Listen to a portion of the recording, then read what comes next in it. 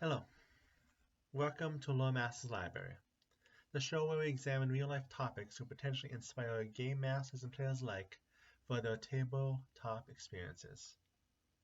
We are looking at divine topics this month with Pathfinder just releasing Divine Mysteries, so let's look at another set of celestials we can dig a little deeper into. Coatls. Coatls are the generic name for what are feathered serpents.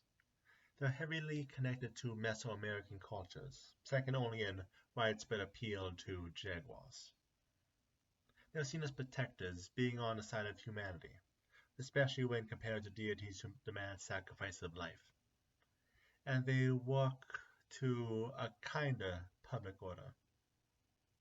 Not that they are in themselves are not connected to death. The serpentine part connects them to the snake shade of skin. And Coatls are in turn are symbols of renewal after death. Yet, death still needs to happen. Looking specifically, first let's look at Mayan mythology, where we have Kukulkan. This being was directly connected to the intersection between the earthly and cosmic realms that all Coatls represent, and was a deity who is credited with bringing knowledge and civilization, giving humanity agriculture, writing, and the arts. The deity is ever moving, this itself being connected to the Mayans' vast understanding of the sun, the moon, and the stars, realizing that they were moving long before Europeans did. We also have the Aztecs, where the feathered serpent was instead known as Quetzalcoatl, whose name literally means feathered serpent. Quetzalcoatl is distinct from Kukulkan by the fact he appears as a combination of the Coatl and a human. He was associated with wind, air, learning, and craftsmanship, and served as the second son after he worked to disqualify Tezcatlipoca from the position.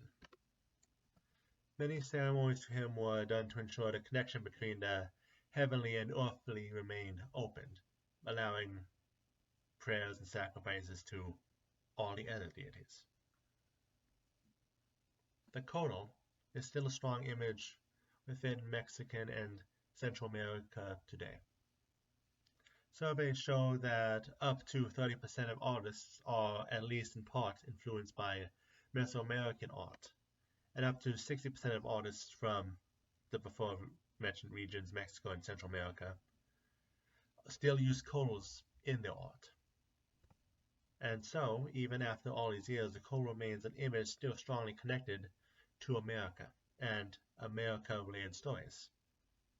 And of course, a strong symbol to add to one's tabletop games if they are so interested. And that brings us to the end of today's video. Whichever game you play, a nice little bit of knowledge for an added interjection of Mesoamerica into your games.